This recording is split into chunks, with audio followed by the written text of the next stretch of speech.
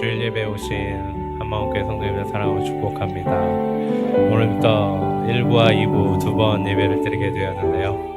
좀 전에 1부 예배를 마쳤는데 이게 주일날 이렇게 두 번의 또 찬양을 드리고 또 예배 말씀을 듣고 하는 것이 저에게는, 물론 여러분들은 한 번 예배 드리는 거지만 저에게는 더 은혜로운 시간인 것 같습니다. 앞으로 주일날 한 번, 두 번뿐만 아니라 세 번, 네 번 또 예배 드리는 그런 날이 오기를 또한 기대합니다. 우리 다 같이 옆 사람과 함께 인사 나누시겠습니다. 예배 잘 오셨습니다. 오늘도 주님의 은혜 많이 받으십시오. 다 같이 일어나셔서 우리 하나님 옆에 찬양으로 나아가겠습니다.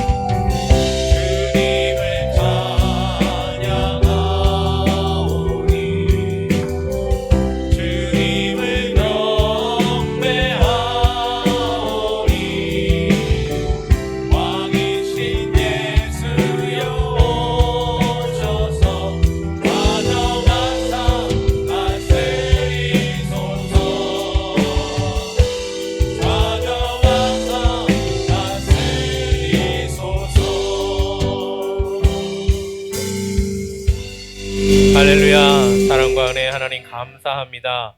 오늘도 주님의 은혜로 주님 앞에 나왔습니다. 우리의 모든 죄악을 이 시간 사하여 주시고 정결케 하시고 우리로 온전한 주님의 예배자가 되게 하여 주시옵소서. 우리의 예배를 기쁘시게 받으시는 주님을 찬양하며 살아계신 예수 그리스도의 이름으로 기도드립니다. 아멘. 사도신경으로 우리 신앙을 고백하도록 하겠습니다. 나는 전능하신 아버지 하나님 천지의 창조주를 믿습니다. 나는 그의 유일하신 아들 우리 주 예수 그리스도를 믿습니다. 그는 성령으로 잉태되어 동정녀 마리아에게서 나시고 본디오 빌라도에게 고난을 받아 십자가에 못 박혀 죽으시고 장사된 지 사흘 만에 죽은 자 가운데서 다시 살아나셨으며 하늘에 오르시어 전능하신 아버지 하나님 우편에 앉아 계시다가 거기로부터 살아있는 자와 죽은 자를 심판하러 오십니다. 나는 성령을 믿으며 거룩한 공교회와 성도의 교제와 죄를 용서받는 것과 몸의 부활과 영생을 믿습니다. 아멘. 다 자리에 앉으셔서 경배와 찬양으로 영광 돌리겠습니다.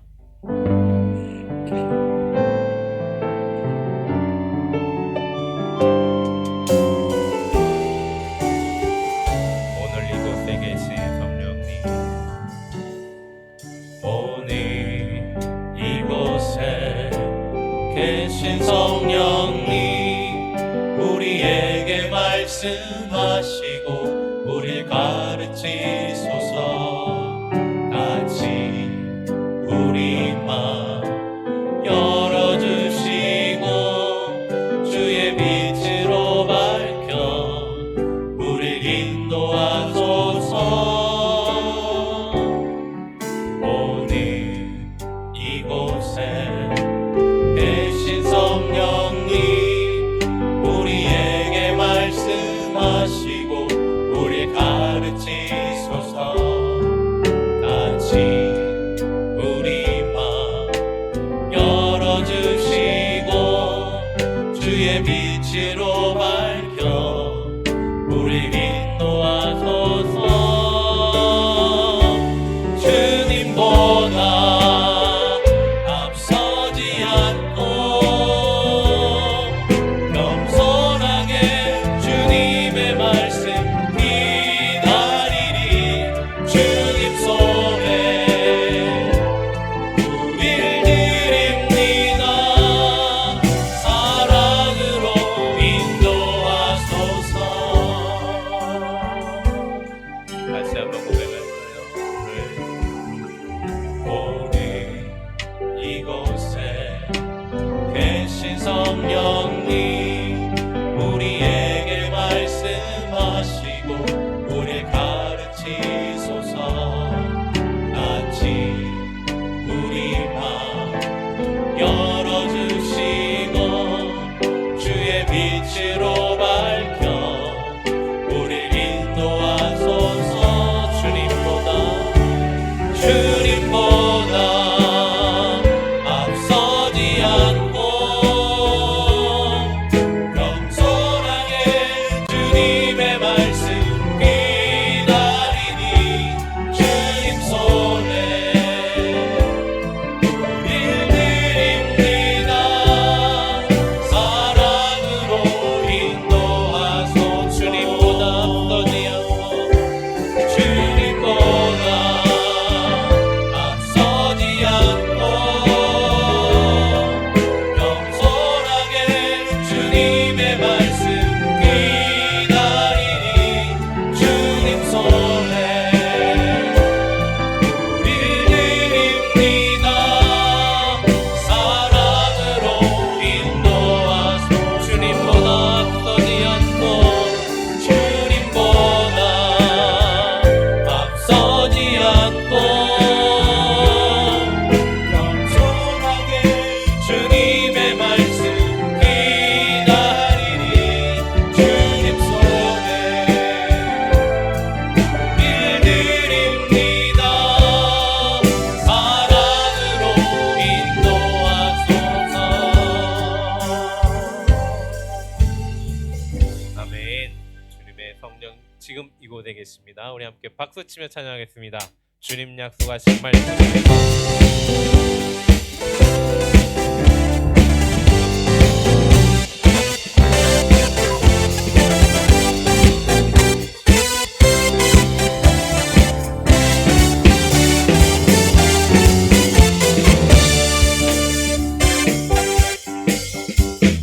주님 약속하신 말씀 위에서 영원토록 주를 찬송하리. 아멘. 소리 높여 주께 영광 돌리며 약속 믿고 굳게. 한 번 더 할까요? 주님 약속하신 말씀 위에서, 주님 약속하신 말씀 위에서 영원토록 주를 찬송하리라. 아멘.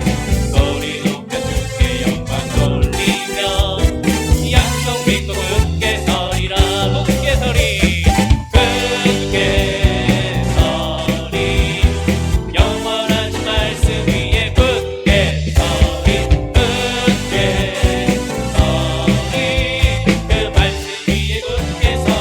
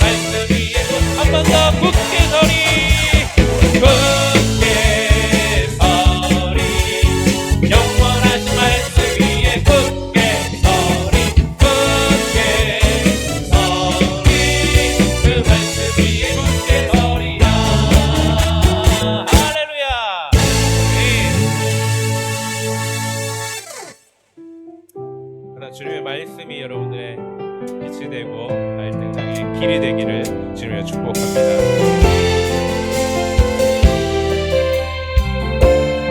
나는 주를 섬기는 것에 후회가 없습니다. 나의 평생에 가장 복된 일이 내가 예수님을 만난 것이 아멘. 나의 평생에 가장 잘한 일이 내가 예수님을 주로 섬긴 것이라.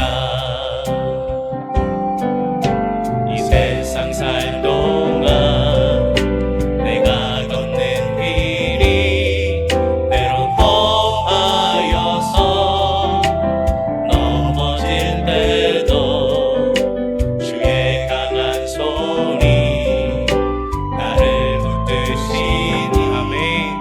나는 예수님만 주로 섬기며 살리 아멘. 나는 주를 섬기는 것에 후회가 없습니다.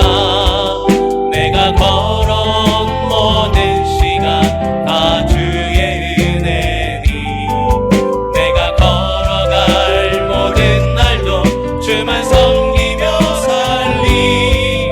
오직 예수 이름 부르며 살아가리라.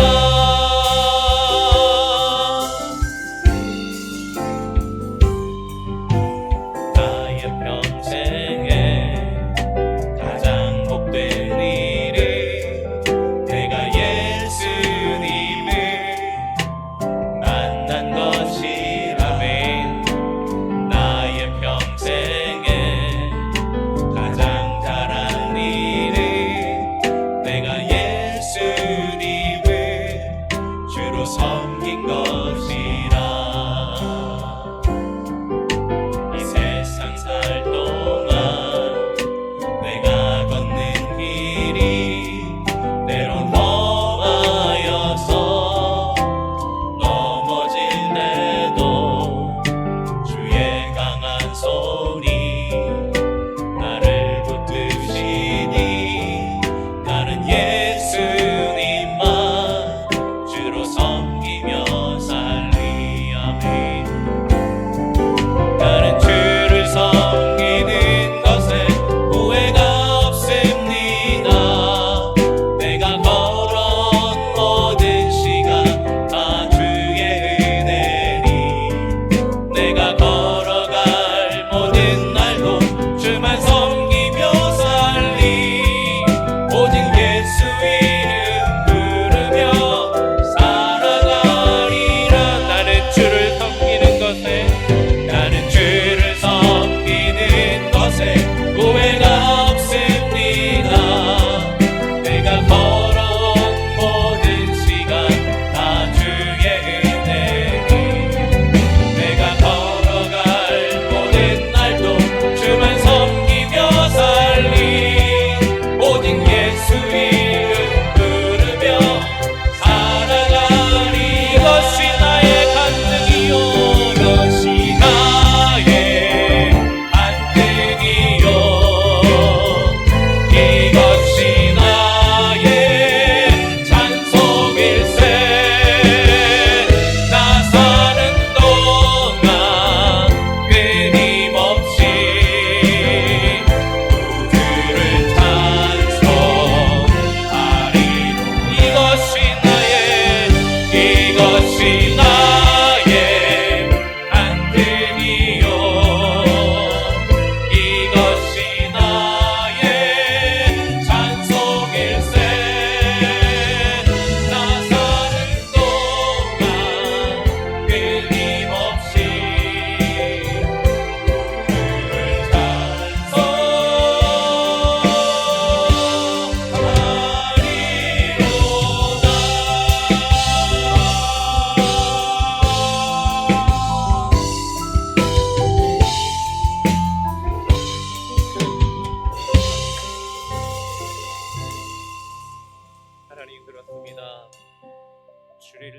주님을 섬기는 것 외에 다른 것이 아무것도 없습니다. 가장 내 인생에 중요한 것이 주님을 섬기며 주님과 동행하는 것임을 다시 한번 고백합니다. 주님, 이 시간 우리가 다 함께 기도하길 원합니다. 하나님, 이 예배 가운데 임하실 하나님, 내 삶의 주인 되실 하나님을 바라보며 이 시간 주님 앞에 나아가길 원합니다. 하나님, 정말 이곳에 임재하셔서 우리 마음을 붙잡아 주시고 다스려 주시고 이끌어 주시옵소서. 우리 다 같이 이 시간 하나님을 기대하며 주님을 바라보며 기도함으로 나아가겠습니다.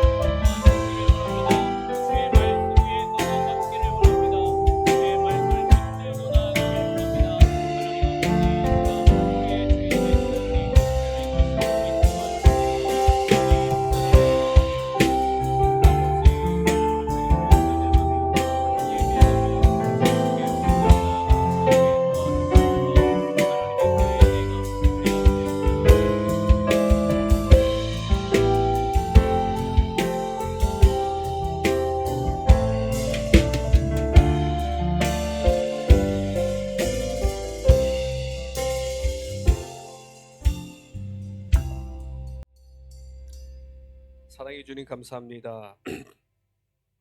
오늘도 변함없는 은혜로 저희를 이곳에 불러주시고 예배하게 하시니 감사드립니다. 하나님은 존귀와 영광을 받으시기에 합당하십니다. 저희를 위하여 구원자 예수 그리스도를 보내주시고 저희를 자녀 삼아 주신 은혜를 찬송합니다. 지난 한 주간도 저희 각자의 삶의 자리마다 인도하여 주시고 함께하여 주셔서 감사드립니다. 그러나 저희는 하나님의 임재와 은혜를 잊고 어렵게 지낼 때가 많이 있는 것 같습니다. 부족하고 연약한 저희를 불쌍히 여겨주셔서 더러운 죄를 예수 그리스도의 보혈로 깨끗이 씻어주시고 항상 품어주옵소서. 저희 한마음교회가 새로운 변화를 맞이했습니다. 오늘부터 예배를 1부와 2부로 나눠서 드리게 되었습니다. 시행하기까지 오랜 기간 미답지에 대한 두려움을 안고 기도하며 준비했습니다.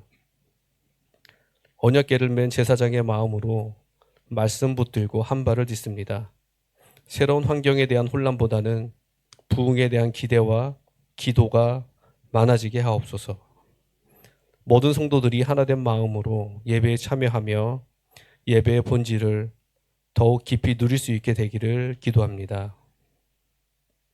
이 시간 주님께서 세우시는 교회 일꾼, 장로, 권사, 안수집사, 임직 후보자들을 위해 기도합니다. 교육을 받고 있는 기간 동안에 많이 부족했던 부분들을 채워주셔서 하나님 앞에 진실되고 충성된 마음으로 준비되게 하옵소서. 임직을 통해 교회의 연약한 부분들이 잘 채워지고 그로 인해 교회가 더욱 건강하고 견고하게 세워지도록 인도하여 주옵소서. 학업과 인생의 중요한 시기를 지나고 있는 고3 학생들을 위해 기도합니다. 치열한 준비 과정 가운데서도 건강을 지켜주시고 집중력을 잃지 않도록 도와주옵소서. 군 복무 중인 청년도 있습니다. 군 생활은 언제나 불편하고 어렵습니다. 특히 무더운 날씨에 어려움을 잘 극복하고 믿음을 잃지 않도록 지켜주셔서 속한 부대에서 빛과 소금의 역할을 잘 감당하게 하옵소서. 하나님, 지금은 지구온난화로 인해 전 세계 곳곳이 기록적인 폭염으로 큰 고통을 겪고 있습니다. 특히 냉방시설이 부족한 환경에 있는 이들에게는 이 무더위가 생명까지 위협하고 있습니다. 각 나라의 지도자들에게 환경을 지키고 국민을 돌보는 지혜와 책임감을 허락하셔서 이 땅이 회복의 길로 나아가게 하여 주옵소서.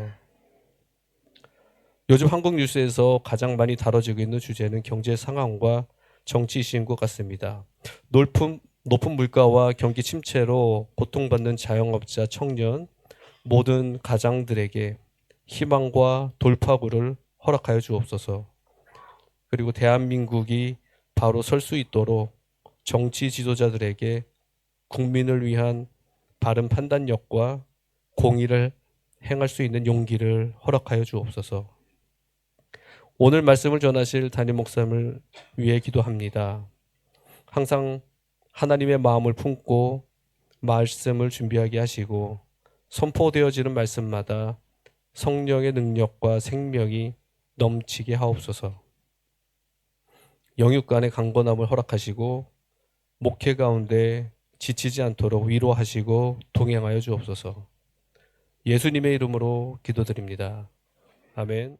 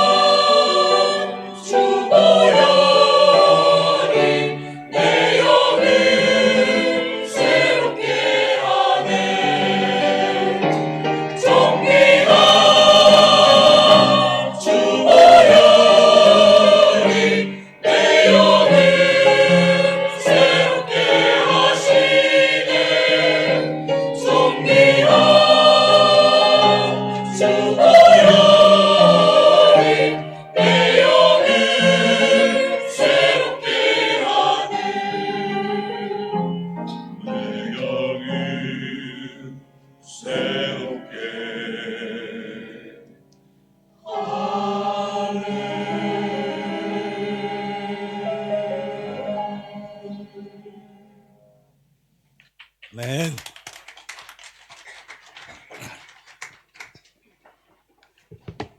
감사합니다.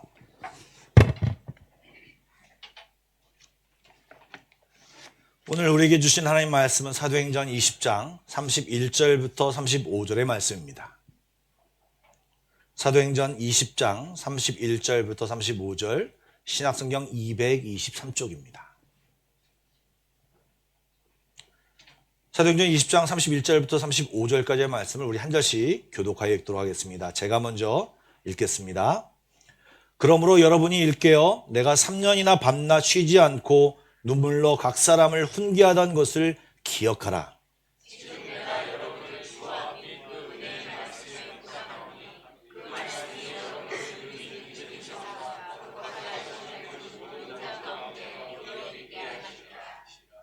내가 아무의 은이나 금이나 의복을 탐하지 아니하였고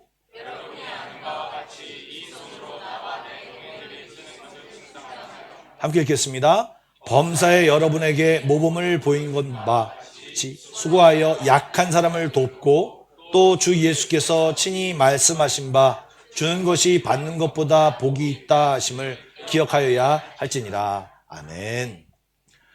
오늘 본문의 말씀은 사도 바울이 3차 전도 여행을 마치고 지금 어려움을 겪고 있는 예루살렘 교회를 위해서 이방 지역에 살고 있는 교회들에게 후원 헌금을 받아서 급하게 서둘러서 가는 여정에 있는 그런 동안에 일어난 일입니다.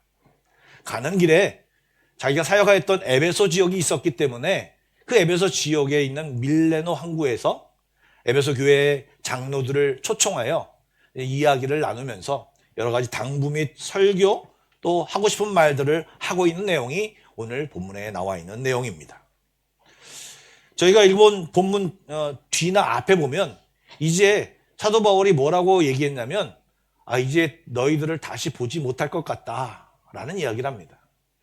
그러니까 장로님들과 이 사도 바울은 지금 이 만나는 이 과정이 너무나도 애틋한 것입니다. 그리고 그 과정에서 이 사도 바울이 자기가 하고 싶었던 이야기를 이 장로님들에게 막 이야기하고 있습니다. 그런 내용이 사실은 길게 된 내용인데 이 말씀이 사실은 끝으로 얘기하는 말이기 때문에 중요한 말이고 또 에베소 교회가 붙들어야 할 말씀과 동시에 오늘 우리 교회가 우리 또 성도들이 들어야 할 말씀이기도 합니다. 오늘 읽었지만 이 말씀을 개역 개정이 아니라 표준세번역 쉬운 말로 다시 한번 한 절씩 한 절씩 똑같은 목소리로 한번 읽어보겠습니다. 시작. 그러므로 여러분은 깨어 있어서 내가 3년 동안 밤낮 쉬지 않고 각 사람을 눈물로 훈계하던 것을 기억하십시오. 나는 이제 하나님과 그의 은혜로운 말씀에 여러분을 맡깁니다. 하나님의 말씀은 여러분을 튼튼히 세울 수 있고 거룩하게 된 모든 사람들 가운데서 여러분으로 하여금 유업을 차지하게 할 수 있습니다. 나는 누구의 은이나 금이나 옷을 탐낸 일이 없습니다. 여러분이 아는 대로 나는 나와 내 일행에게 필요한 것을 내 손으로 일해서 마련하였습니다. 나는 모든 일에 여러분에게 분을 보였습니다. 이렇게 힘써 일해서 약한 사람을 도와주는 것이 마땅합니다. 그리고 주 예수께서 친히 주는 것이 받는 것보다 더 복이 있다 하신 말씀을 반드시 명심해야 합니다. 아멘. 여러분 말씀드린 대로 사도 바울이 지금 에베소 교회 장로들에게 나눈 말입니다. 사실 이 말씀은 17절부터 시작되었는데 오늘 제가 강조하고 싶은 말이 주는 삶이었기 때문에 사실은 31절부터 뽑아서 그 말씀을 읽었습니다. 좀 내용을 잘 이해하기 위해서는 좀 배경 설명을 좀 해야 될 것 같은데요. 사실 앞에 바로 이 31절부터 나오기 바로 직전에 이 사도 바울은 이 장로들에게 한 가지 좀 경고스러운 그리고 주의하라는 말을 했습니다. 다음 슬라이드 한번 보여주시죠. 예, 지금 어떤 말을 했냐면 앞으로 너희 그 교회 가운데 교회를 어지럽히는 무리들이 생겨날 것이고 그들이 말씀을 왜곡하고 말씀을 변형하여 가르칠 것이고 특정 사람, 자기들을 따르라는 그런 말을 할 것이다 라고 이야기했습니다. 그런데 그런 가운데서 너희들은 이제 그 말씀을 따르지 말고 내가 전해준 이 하나님의 말씀에 집중하여 그 거짓 교사들의 가르침에 흔들리지 말고 말씀을 쫓고 말씀으로 하나 될 것을 강조하는 말씀이 오늘 이 본문의 말씀인 것입니다. 거짓 교사들은요, 사실 사도 바울이 사역하는 교회에 거의 모두 있었습니다.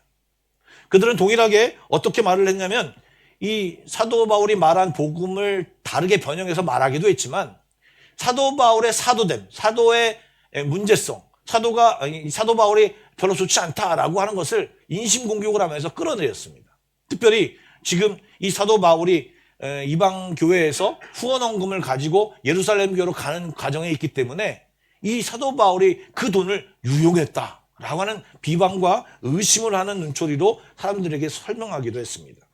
그래서 사도 바울이 지금 과거의 이야기, 내가 여러분들에게 분명히 생활비를 받을 수 있지만 받지 않았고 텐트 메이킹, 자기가 할 수 있는 이 텐트를 지어가며 돈을 벌어서 내 동료들과 이런 필요를 충당했다라고 하는 이상한 변명 같은 얘기를 합니다. 그런데 그것은 변명이 아니라 내 물질관이 그렇다. 나는 너희를 섬길 때 주님이 말씀하신 것처럼 주는 것이 받는 것보다 더 복되다라고 하는 이 말씀을 붙들고 너희를 섬겼기 때문에 지금 내가 이 헌금을 가지고 유용한다는 것은 말도 안 된다라고 하는 것을 이야기하며 너희들은 그 거짓 가르침에 휩싸이지 말고 말씀을 붙들고 말씀을 따르며 특별히 너희들은 너희 성도들에게 주는 삶을 살아라 하고 이야기하고 있는 것입니다. 이 내용이 바로 오늘 저희들이 읽은 내용입니다. 저는 이 말씀 중에서 집중하고 싶은 내용이 주는 것이 받는 것보다 복되다라고 하는 이 말씀입니다. 분명히 사도 바울이 예수님이 하신 말씀이라고 했는데 사실 예수님이 하신 말씀을 적어놓은 사복음서를 보면 그 말씀이 사실은 없습니다. 그래서 학자들은 뭐라고 생각하냐면 이 말씀은 예수님이 구전으로 하신 말씀, 분명히 그런 것이 있었습니다. 그런 말씀 중에 하나이거나 아니면 사도 바울에게 직접 말씀하신 내용일 거다라고 추측합니다. 그러나 이 말씀이 생소하거나 생뚱맞거나 그러지 않은 것은 사실 성경이 창세기부터 성경 끝까지 이 주는 삶에 대해서 이야기하고 있고 여호와 하나님께서 또 예수님께서 그 주는 삶을 그대로 실천해 보이셨기 때문에 하나도 그 말씀이 생소하지 않고 그 말씀이 예수님의 말씀이다라고 믿음으로 받을 수 있습니다. 여러분 생각해 보십시오. 창조할 때 하나님이 태초를 만드셨습니다. 그리고 인간을 제일 나중에 만드셨어요. 그리고 그 인간에게 그 만든 모든 것을 주셨어요. 누리라고, 그 안에서 생활하라고 주셨어요. 그들이 일구고 그들이 만든 것이 아니에요. 다 하나님이 만들어서 이 인간들에게 주셨던 것입니다. 그리고 뿐만 아니라 그 인간에게 무엇을 주셨습니까? 가정을 주셨어요. 그리고 가정을 하나님이 디자인해 주셨는데 부모를 만들고 가정을 만드셨어요. 그리고 부모는요, 이 자녀들을 사랑하라고 자녀들에게 주는 삶을 살라고 가르쳐 주셨습니다. 그래서 언젠가도 제가 한번 이 글을 읽어드렸는데 짧아서 오늘 시간을 많이 할애하지 않기 위해서 이 문장을 골랐습니다. 다시 한번 제가 예전에 소개했던 글을 여러분들이 읽어드릴 테니까 한번 생각해 보시면서 들으시기 바랍니다. 맨날 지는 사람은 바보다. 맨날 참는 사람은 바보다. 맨날 속는 사람은 바보다. 그런데 그 바보가 우리 부모님이다. 짧은 글이지만 뭔가 깊은 생각을 하게 하는 글입니다. 여러분, 왜 부모는 자녀에게 바보처럼 됩니까? 줘도 아까워하지 않아지고 사실은 알면서도 속고 모르면서도 속고 그렇게 속임을 당하면서도 또 그 인내하며 기다려주고 또 기다려주는 그 부모님의 모습. 그런데 신비는요, 그것을 알면서도 부모는 그 자녀에게 그렇게 줌으로 즐거워하고 기뻐합니다. 여러분, 성경을 보면 몇 번 말씀드리긴 했지만 자녀에게 부모를 공경하라는 말은 있습니다. 그러나 부모에게 자녀를 사랑하라는 말은 없습니다. 그 이유는 너무나도 당연하게 하나님이 디자인해서 자녀에게 주는 사랑을 하게끔 만들어 놨기 때문에, 그렇게 만들어 놨기 때문에 그건 당연한 것입니다. 물론 죄를 지음으로 그것이 많이 변화되긴 했습니다. 어쨌든 하나님이 창조하셔서 만든 모형의 가정의 모습이 그렇습니다. 뿐만 아니라 사도행전 2장 44절부터 47절 말씀이 있습니다. 함께 읽어보겠습니다. 시작. 믿는 사람이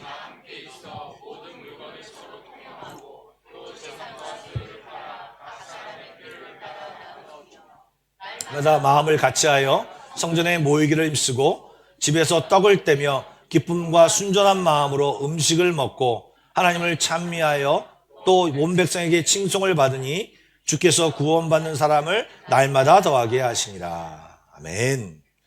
여러분, 하나님의 은혜를 받은 사람들은요, 이상하게 강요하지 않았음에도 불구하고 누군가에게 나눠주고 싶은 마음이 생깁니다. 초대교회 때도 그때 오순절 때 성령을 받은 사람들이 어떻게 행동했냐면, 믿는 사람이 다 함께 있어, 함께 모여서 모든 물건을 서로 통용하고 자기 재산과 소유를 팔아서 그냥 각 사람의 필요를 따라 나눠주었습니다. 누가 그렇게 하라고 한 것도 아닌데 불쌍한 사람들이 모이고 어려운 사람들이 모이니까 다 그들이 마음의 문을 활짝 열고 그들이 그렇게 행동한 것입니다. 그리고 나서 뭐라고 합니까? 기쁨이 넘칩니다. 즐거워합니다. 하나님을 찬미합니다. 주고 주어도 아깝지 않고 안타까운 마음으로 계속 주고 싶은 마음이 자연스럽게 생기는 그 시간이 있었던 것입니다. 왜요? 하나님의 은혜를 받으니까 하나님의 마음을 함께 받았습니다. 하나님이 주고 싶은 마음, 하나님이 함께하고 싶은 마음이 그들에게 전달된 것입니다. 그래서 하나님의 마음이 그들에게 전달되니까 그들이 그렇게 반응한 것이고요. 반응하면서 소유를 팔아 재산을 팔아 행동하니까 사람들에게 놀라운 일들이 일어남을 보면서, 아, 하나님의 진짜 마음이 이런 거였구나 하면서 그렇게 주었던 사람들이 새로운 하나님의 은혜를 깨달으며 더 그 하나님의 그 주는 삶에 애썼던 모습, 그러면서 많은 사람들이 그 모습을 보며 날마다 더하게 되었다라고 하는 표현이 바로 있습니다.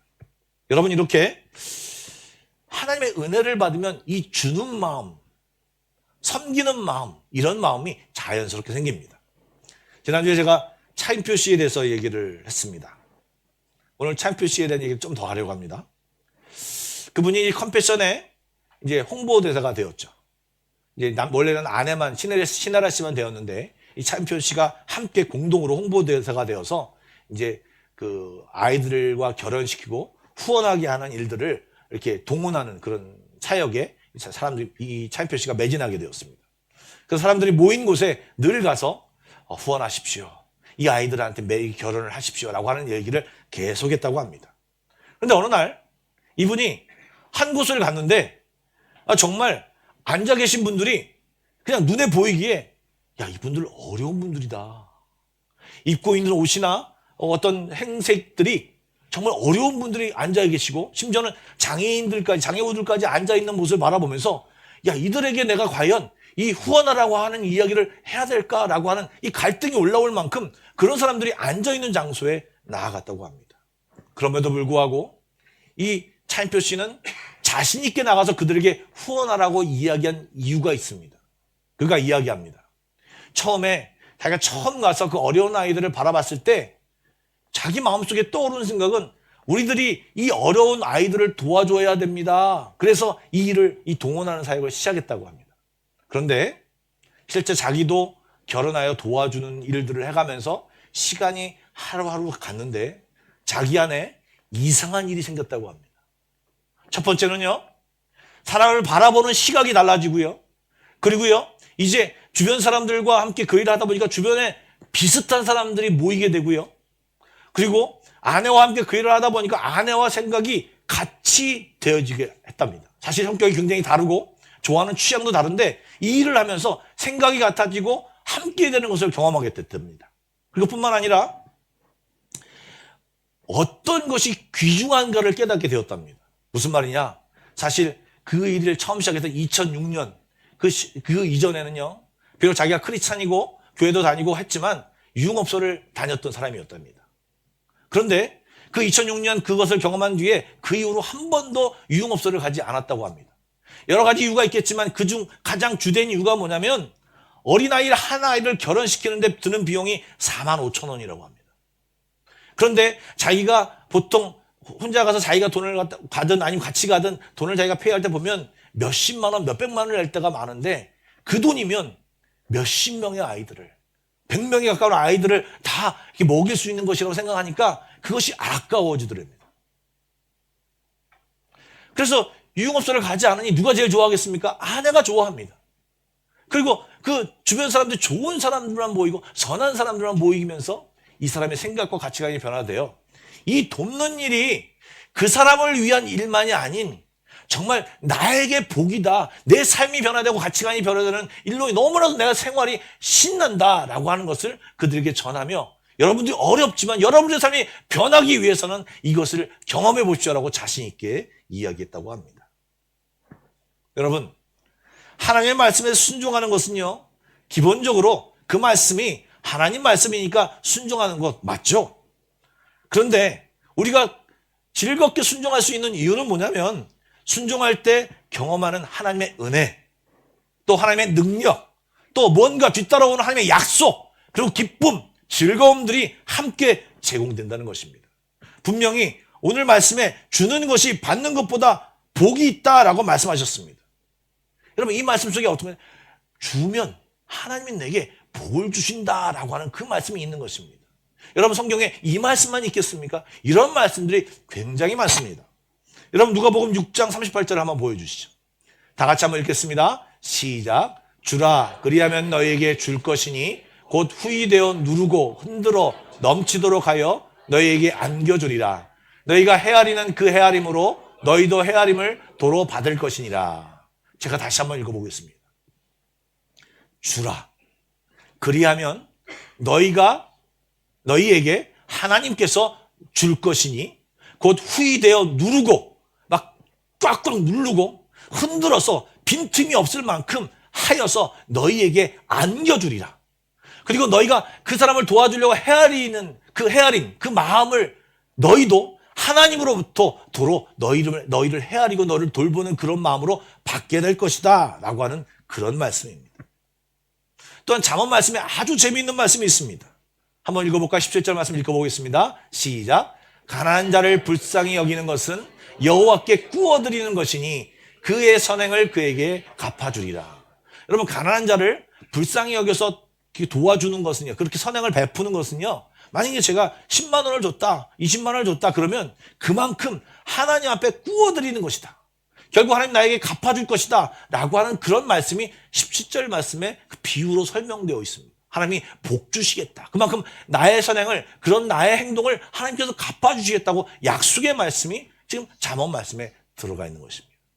뿐만 아니라 산상설교였던 마가복음 5장에는요, 국리를 여기는 자는 복이 있나니 그들이 국리의 여김을 받을 것이라고, 즉 주는 삶을, 베푸는 삶을 가지라고 이 예수님은 계속해서 말씀하고 성경이 그 말씀을 하고 있는 것입니다. 그런데 여러분, 여기 한번 여쭤보겠습니다. 주는 것이 좋다, 베풀어야 한다, 이런 말씀을 여러분 잘 모르십니까? 아닙니다. 여기 계신 모든 분들은 이런 말씀을 많이 들어왔고 부모님에게나 또 사회에서 교육을 받으면서 수없이 들었습니다. 그런데요, 우리들은 이 세상에 살면서, 아니 세상의 문화가 이 받는 것에 굉장히 익숙합니다.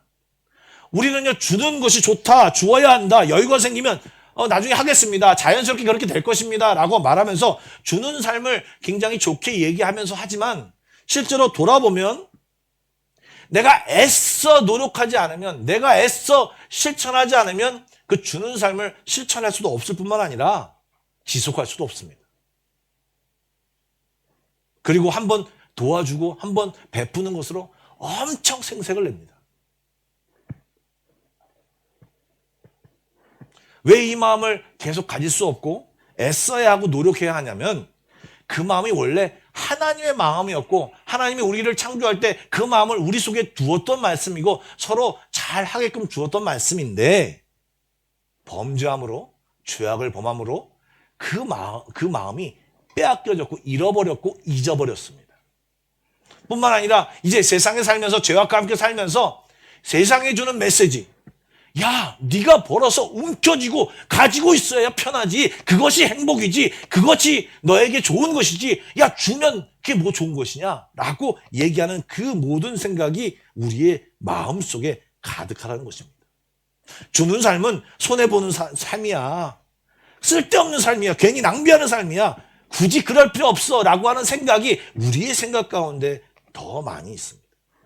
더욱이 현대사회가 경쟁사회다 보니까 승자가 있고 패자가 있습니다. 가진 자가 있고 또 가지지 못한 자들이 있습니다.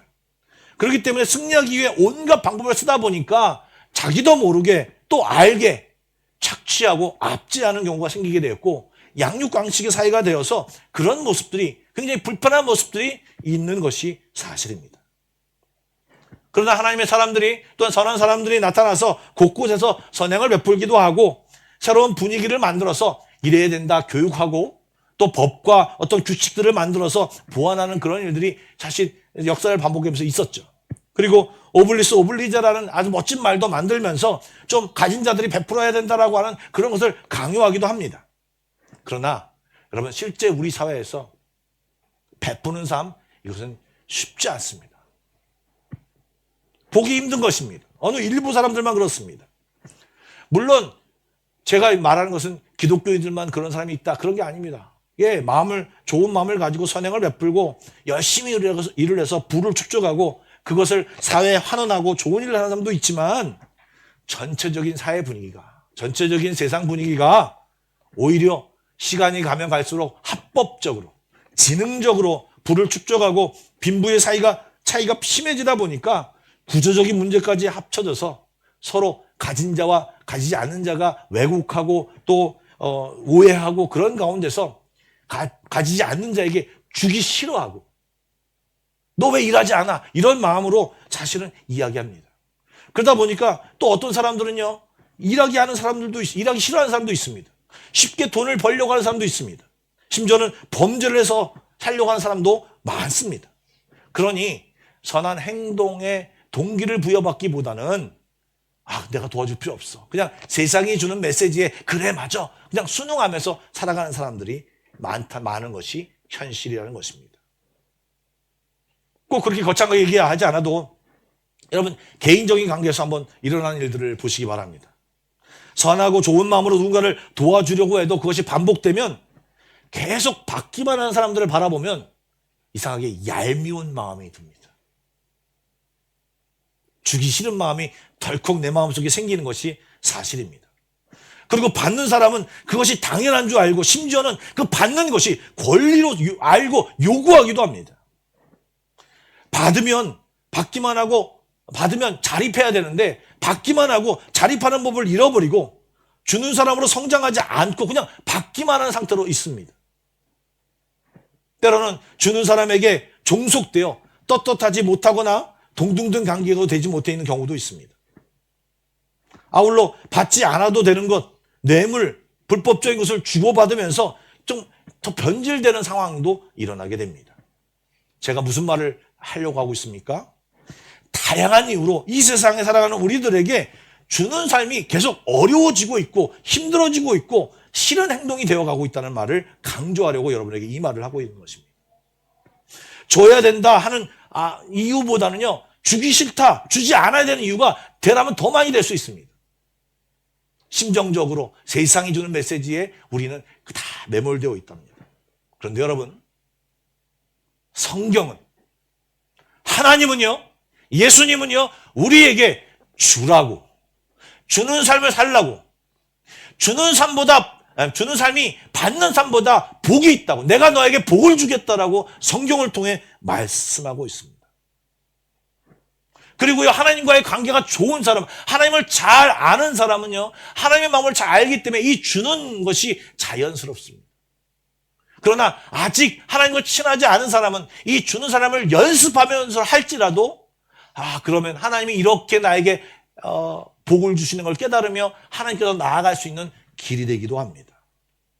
여러분, 물론 우리 가운데는요, 이 주는 삶을 그냥 사람에게 보이려고, 사람의 인기를 얻으려고, 칭찬받으려고 사회적 지위와 체면이 있으니까 사람의 눈을 의식하여 하는 경우도 있습니다. 예, 그러면 사람들이 칭찬하고 또 사람들의 눈길을 끌 것입니다. 그리고 하나님이 기본적으로 세상에 만들어 놓은 법칙, 선한 일을 하면 복을 받는다라고 하는 그 법칙에 아마 복을 받을 것입니다. 그러나 여러분, 하나님이 약속한 것은요, 하나님을 의식하고 하나님의 말씀에 의지하여 순종하며 내가 어렵지만 힘들지만 주는 삶을 살려고 노력할 때 하나님은 우리에게 그 모든 행동을 갚아주시고 복 주신다라고 성경은 이야기하고 있습니다. 우리가 애쓰는 삶, 주려고 애쓰는 삶, 베푸는 삶에 하나님의 눈길이 따라가고요. 그리고 하나님이 그 사람에게 복 주십니다.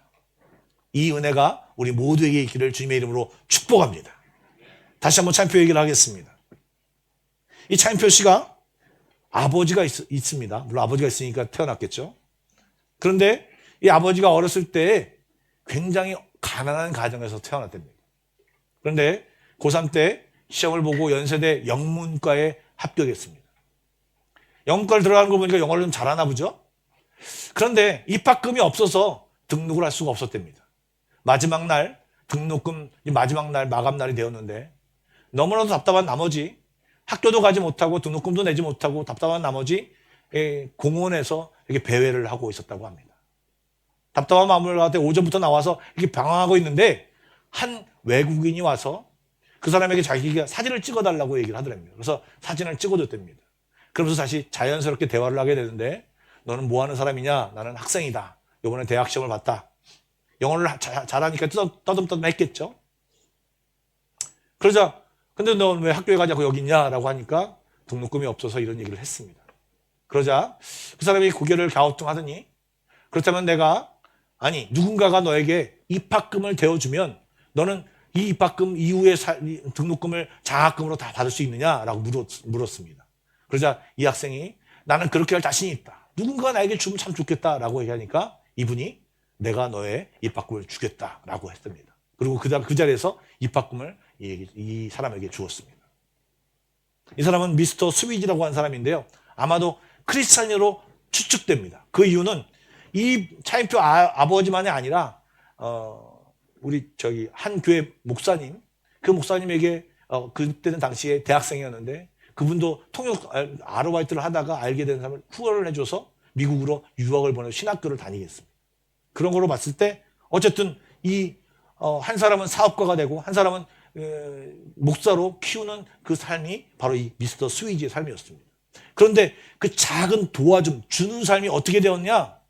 한 사람이 사업가가 되고 그 아들은 다시 그 정신을 이어받아 사람들에게 주는 삶을 애쓰는 삶으로 변화되는 복받은 가정을 만들었고요. 한 사람은 목회자가 되어 귀한 교회를 섬기는 목회자가 되어서 섬기는 그런 복을 받았습니다. 여러분, 주는 삶에는요, 하나님이 개입하시고 믿음으로 선포하며 주는 삶, 특히 그런 삶 가운데 하나님이 복 주시겠다고 성경은 약속하고 있습니다. 그런데 우리는요, 한 가지 이 말에 제가 덧붙이고 싶은 것이요, 주는 삶을 얘기할 때 항상 우리는 무엇을 생각하냐? 돈을 생각합니다. 물질을 생각합니다. 예, 뭐 틀린 얘기는 아닙니다. 물질이 있는 곳에 마음이 있고요, 돈이 많은 곳에 많은 것과 대치될 수 있으니까, 많은 걸 살 수 있으니까 돈을 주면 효과적으로 돕는 방법이기도 합니다. 부인하지 않겠습니다. 그런데 그 외에도 돕는 것, 주는 것, 베푸는 것 너무나 많이 있습니다. 대표적인 것이 시간과 함께하는 것이고요. 그리고요, 봉사하는 것입니다. 제가 아프간 난민 이야기를 많이 하죠. 어떤 분이 되게 왜 아프간 난민들만 얘기합니까? 라고 하는 그런 얘기도 제가 들었습니다. 그런데 그렇게 이야기할 수 하는 이유가 있습니다. 우리가 모두가 코로나를 겪었지 않습니까? 코로나를 겪을 때 저희 교회에서도 예배를 드리지 못했습니다. 심지어는 5명이 와서 제가 여기서 혼자 서 있고 찬양 인도자가 찬양 인도하다가 교체하고요. 그리고 저쪽에서 파워포인트 하시는 분, 또 영상 찍는 분, 이런 몇몇 분들 모여서 예배를 드릴 때가 있었습니다. 목사로서 영상을 보며 이게 카메라를 보면서 설교를 하는 것이 얼마나 힘든지 모르겠습니다. 왜냐하면 성도들을 향해서 이야기하고 싶은데, 성도들이 변하는 모습, 성도들이 반응하는 모습을 보고 싶은데, 몇 줄을 얘기해도 몇 줄을 설교를 해도 반응을 볼 수도 없고 정말 힘이 들었습니다. 또 여기저기서 또 기도도 하는데 코로나 걸렸던 사람들 소식을 듣고 또 아픔을 당한 사람들 막 얘기를 들으니 너무 힘들 수밖에 없었습니다. 그런데 우연히 그 아프간 난민 선교사님 연락을 받아서 대화를 나누다가 그들이 참 어렵게 하는 것을 보게 됐습니다. 하루에 한 끼 반밖에 못 먹고 힘들어하는 모습을 들으면서 제 마음속에 이 선한 마음이 올라왔습니다. 그래서 아내와 얘기를 하고 그래서 밥 한 끼를 대접하자. 그리고 찬양을 가르쳐주고 예배하자. 이 마음이 생겨서 그렇게 초대했습니다. 그런데 그거를 교회에다 편하게 얘기하지 못했습니다. 왜요? 난민들이 우리들 그냥 일반적인 생각하기 난민들이니까 잘 씻지 못하고 좀 이렇게 불결한 상황에 있으니까 코로나에 직접적인 영향을 받을 수 있고 그것을 제가 그 앞에서 막 얘기하다가 저한테 울면 다시 성도들이 모였을 때 그것을 옮길까봐 사실 이 말씀을 편하게 이야기하지 못했고 모일 때마다 굉장히 불편하게 모였습니다. 그런데 제가 갑자기 그 마음을 탁 내놓았습니다. 왜요? 제가 함께 모여서 식사를 나누고 찬양하고 예배하는데 그 10명 남짓한 그들의 모임 가운데 하나님이 임재하는 것을 느끼게 됐어요. 올 때는 딱딱한 얼굴들이었는데 찬양하며 예배하는데 얼굴들이 환하게 퍼져가면서 그들의 입으로 고백하는 내용들이 너무나도 저를 감격하게 했습니다. 그래서 제가 하나님이 정말 살아계시지, 하나님이 정말 있지, 내 안에 믿는 것이지만 정말 보이지 않는 성도들을 내가 대하면서 너무 힘들었던 제 마음속에서 이쪽에서 하나님 역사하시는 모습을 보면서 내가 성도들을 위해서 기도해야지 하면서 성도들을 위한 기도의 동력을 이곳에서 찾았습니다. 그리고 성도들이랑 더 말씀을 준비해서 성도들도 사랑해야지 더 이 마음을 어디서 받았냐? 이 아프간 형제들에게서 받았습니다. 아프간 선교사님은 그럴 때마다 계속 와서 목사님 고맙습니다. 아니요, 선교사님 제가 오히려 고맙습니다. 선교사님이 여기 계셔서 제가 이 자리에 함께 하셔서 하나님의 마음을 깨닫게 되고 하나님의 그 놀라운 역사심을 깨닫게 되어서 이 마음을 가지고 성도들을 섬길 수 있게 되었습니다. 제가 이 기간을 선교사님 때문에 내가 살아날 수 있었습니다. 라고 고백했습니다. 사랑하는 여러분, 교회 안에서 일어나는 모든 사역, 찬양대, 찬양팀, 새가족팀, 여선교회, 남선교회, 구역, 제이엔젤스, 제이키즈, 자유교회, 거기서 그 틈틈한 곳에서 교사로 다양한 모습으로 시간을 내어 섬기는 것. 물론 그것이 하나님께 드리는 시간이기도 합니다. 하나님께 드리는 마음이기도 합니다. 그러나 성도들이 하지 못하는 자리를 차지하여 또 그것에 자기가 있어서 그 일을 대신하는 또 주는 삶, 그것이 바로 함께 모여 이루는 것이 바로 교회인 것입니다.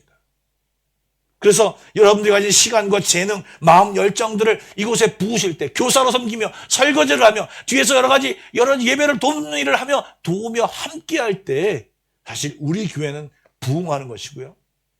또 더 많이 하나님의 마음을 받는 것이고요. 또 말씀처럼 복받는 삶을 살아가는 것입니다. 우리 밖으로도 바포봉사도 하지 않습니까?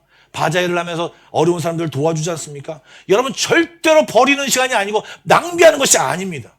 하나님이 지켜보고 계시고 하나님이 그와 함께 하시고 복을 내려주신다고 성경은 구구절절 말하고 있습니다. 여러분, 그렇기 때문에 늘 하는 사람이 하지 않기를 원합니다. 누구나 참여하고 누구나 빈 곳을 내가 도와주고 베풀고 내가 함께 할 수 있는 곳에 늘 여러분 찾아가셔서 그것을 차지하고 그곳에서 빛을 발하시기 바랍니다. 아이디어를 내십시오. 여러분 돕는 것을 아이디어를 내십시오. 즉 내가 돕는 것이 무엇이냐. 요즘 저희 교회에 새로운 분들이 많이 계십니다. 돕는 것 특별히 여러분 어떤 것을 할 수 있습니까? 특별히 규정하지 않아도요. 내가 밝은 모습으로 가서 대화를 이끌고 같이 함께하는 것, 미소를 보내는 것, 이것도 돕는 것 중에 하나입니다. 여러분 제가 여기 단위에서 보면요, 여러분들 모습이 굉장히 무섭습니다. 그런 무서운 모습으로 새로운 사람들과 만나서 얘기하면 한마음교회는 영 무서운 사람들만 있는 것 같아, 이럴 수 있습니다. 그런데 지금 방금 전에 보이셨던 그 웃음으로 나아가셔서 하신다면 굉장히 좋은 모습으로 우리의 교회가 바뀔 것입니다. 그리고 그것의 가장 최고의 가치, 우리가 전해야 할 것, 복음이죠. 여러분 복음을 전하여서 하나님의 놀라운 즐거움과 기쁨과 생명이 우리 교회 가운데 가득하기를 축복합니다. 주는 삶, 여러분 받을 것만 생각하지 마시고 주는 것을 연구하여 하나님의 복 받는 인생들이 다 되시길 주님의 이름으로 축복합니다. 기도하겠습니다. 나는 받는 것에 익숙한 사람이었는지 주는 것에 익숙한 사람이었는지 돌아보기 바랍니다. 아울러 하나님 앞에 받는 것만 기도했는지, 하나님 내가 이렇게 하겠습니다, 하나님 내가 이것을 드리겠습니다, 하나님 이것을 내 열정을 드리겠습니다, 내 이것을 드리겠습니다라는 기도를 했는지 한번 생각해 보셨으면 좋겠습니다. 말씀을 들으며 생각하는 것들을 가지고 저 앞에 기도로 나아가겠습니다. 다 같이 기도하시겠습니다. 하나님 감사합니다. 주는 것이 복되다. 하나님 내가 줄 수 있어서 행복한 것이, 줄 수 있어서 이미 나는 복받은 사람입니다. 하나님 도와주시고 인도해 주셔서 이 주는 마음을 우리 한마음교회 가득 채워주십시오. 먼저 주게 하여 주시고, 받는 것에 익숙한 저희들이 생각을 고쳐 하나님을 의식하며 말씀에 순종하여 주는 삶으로 바꾸는 삶을 살게 하여 주시옵소서. 그래서 우리 안에 이 주는 삶, 베푸는 삶, 이것이 가득 찬, 그리고 하나님의 복받는 놀라운 은혜가 넘치는 그런 교회 되게 하여 주시옵소서. 하나님을 기대합니다. 하나님을 기대합니다. 하나님 역사하여 주시옵소서. 하나님 역사하여 주시옵소서. 하나님 역사하여 주시옵소서. 우리 교회 가운데 일하여 주시옵소서. 성도들의 마음을 움직여 주시옵소서. 딱딱한 우리의 마음, 세상 것에 취한 마음들을 주여 녹여주시며 하나님의 마음으로, 하나님의 말씀으로 가득 채워주시고 인도하여 주시옵소서. 주님 사랑합니다. 이렇게 하시는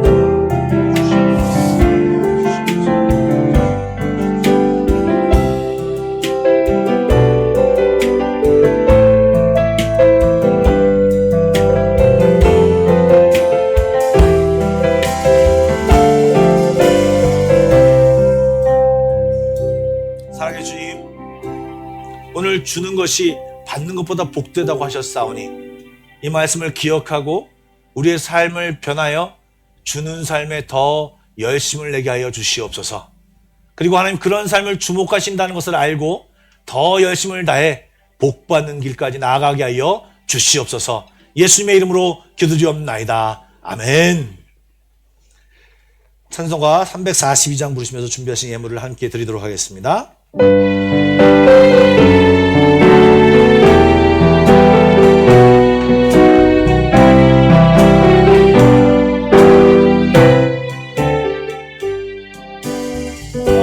시험을 당해 죄 짓지 말고 너 용기를 다해 몸을 잊으라. 너 시험을 이겨 새 힘을 얻고 주 예수를 믿어 늘 승리하라. 우리 구주의 힘과 그의 위로를 빌라. 주님 내 편에 서서 항상 도우시리. 내 친구를 삼아 잘 선택하고 내 언행을 삼아 그 조심하라. 너 열심을 다해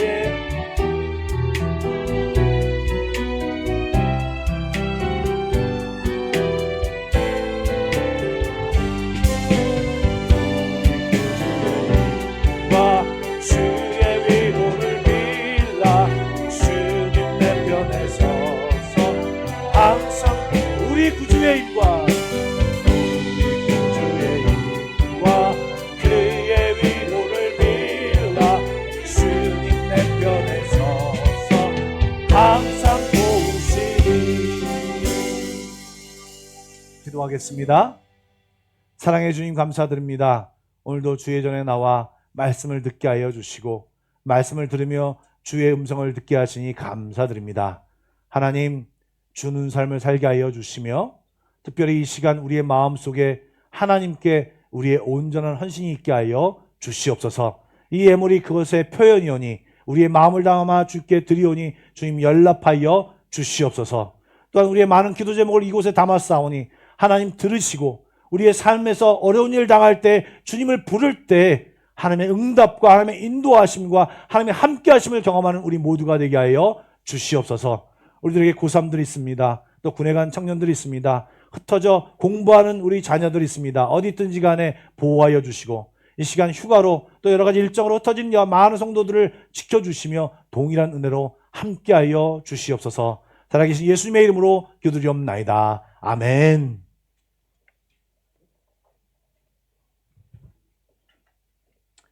교회 소식을 말씀드리도록 하겠습니다. 먼저 저희 교회 방문하신 분들을 소개하겠습니다. 엔젤스의 아이와 함께 온 우리 전자희 씨, 잠깐 자리에서 일어나시면 저희가 박수로 환영하겠습니다. 예, 박수로 환영하겠습니다. 예, 앉으십시오.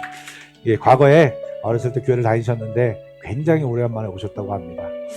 토요일 날 모임이 주일로 옮겨지면서 이제 교회 한번 와보겠다라고 하는 마음으로 오셨는데 오늘 발걸음이 귀한 복된 발걸음 되길 주님의 이름으로 축복합니다. 예, 자리에 앉으십시오. 네. 또 한 가정을 소개하겠습니다. 우리 빙기환 씨, 홍승주 씨 가정인데요. 자녀들 3명까지 같이 왔습니다. 유연이, 다나, 도연이. 다 자리에서 함께 일어나시면 제가 박수로 환영하겠습니다. 네, 앉으십시오. 예, 성이 빈 씨입니다. 네. 한국에 600명밖에 없답니다. 그래서 굉장히 흔치 않는 성씨고, 제가 좀 정감이 갔던 것은 저처럼 아이들이 3명이 있어서 정감이 좀 갔습니다. 많이 환영해 주시고 인사해 주시면 감사하겠습니다. 교회 소식을 말씀드리도록 하겠습니다. 오늘부터 사실은 1부, 2부 예배를 드리고 있습니다. 2부 예배가 이제 한국으로 가신 분들이 많기 때문에 좀 썰렁한데요. 여러분 적극적으로 참여해 주시고, 오늘 1부 예배 첫 예배를 드리고 싶다고 해서 1부 예배 많이 오셨는데, 여러분 혹시 일정이 주일날 일정의 관계로 1부 예배에 참석을 하시고 일정을 보시더라도 예배에 꼭 참석하시고 1부, 2부 예배를 여러분 마음껏 이용해 주시면 감사하겠습니다. 아울러 11시 예배 때 엔젤스와 키즈 예배가 함께 예배 드립니다. 그래서 여러분들 아이들을 만나시면 축복해 주시고, 아까 말한 것처럼 이렇게 좀 귀여워도 해주시고, 또 너희 아버지가 누구니, 너희 엄마가 누구니 물어봐도 주시고, 이렇게 좀 아는 척을 많이 해주시면 감사하겠습니다. 성경 공부가 진행 중에 있습니다. 오늘부터 다시 2주간 방학을 하고 새롭게 시작됐는데요. 창세기 인물별 성경 공부가 1시에 있습니다. 그리고 임직자 후보자 교육이 계속되고 있는데 여러분 많이 기도해 주시면 감사하겠습니다. 특별한 광고를 드리겠는데요. 주일학교 교사 및 찬양대원을 모집합니다. 네, 보니까 모십니다라고 썼는데 지금 주일학교 교사들을 갖다가 같은 시간에 하다 보니까 찬양대원 중에서 빠져나갔습니다. 그러다 보니까 찬양대원들이 좀 부족한 가운데 있는데, 세대교인이시면 누구나 참여할 수 있으니까 여러분 교사로 또 찬양대원으로 찬양팀으로 헌신해 주시면 감사하겠습니다. 또 내년도 CBMC 주최 탁구대회를 대비해서 정규 탁구 코치를 구했습니다. 그래서 이건 바로 되는 게 아니기 때문에 미리 준비해야 되기 때문에 수요일 날 특별히 여성분들이 필요합니다. 남성분들은 그래도 어느 정도 이렇게 모일 수 있는데 여성분들이 미니멈 3명이 필요하거든요. 그래서 여러분들 운동에 관심이 있고 이번 기회에 탁구를 한번 배워보겠다. 왕초보도 가능합니다. 탁구채가 뭐 어떻게 생겼는지 몰라도 상관없습니다. 그래서 마음이 있으시면 참여해 주시면 감사하겠습니다. 우리 고3들과 구목무한 청년들 위해서 많이 기도해 주시면 감사하겠습니다. 좌우 옆 사람들과 인사하겠습니다. 사랑하고 축복합니다. 그리고 축복의 말을 좀 해보겠습니다. 하나님이 당신과 집사님과 함께 하십니다. 예. 아멘. 예. 다 같이 일어나서 결탄성 부르고 축도로 예배를 마치겠습니다.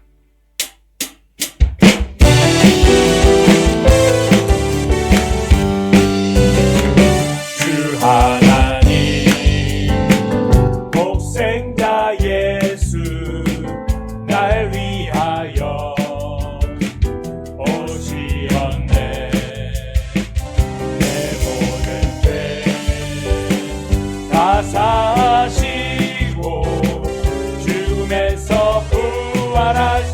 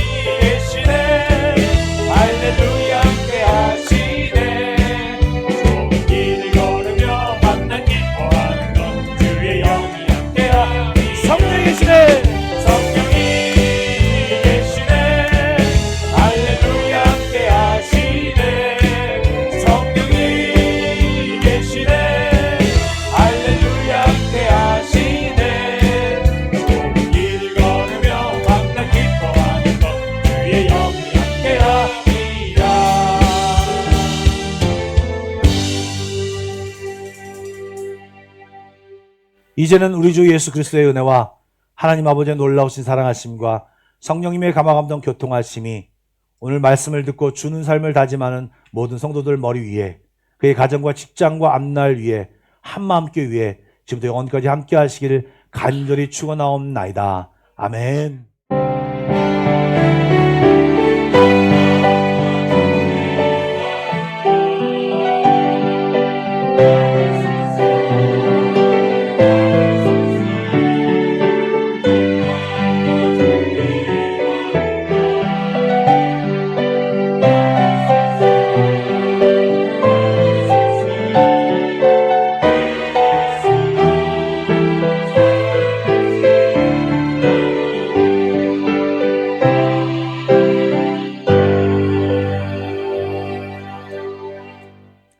예배를 마쳤습니다. 평안히 돌아가십시오.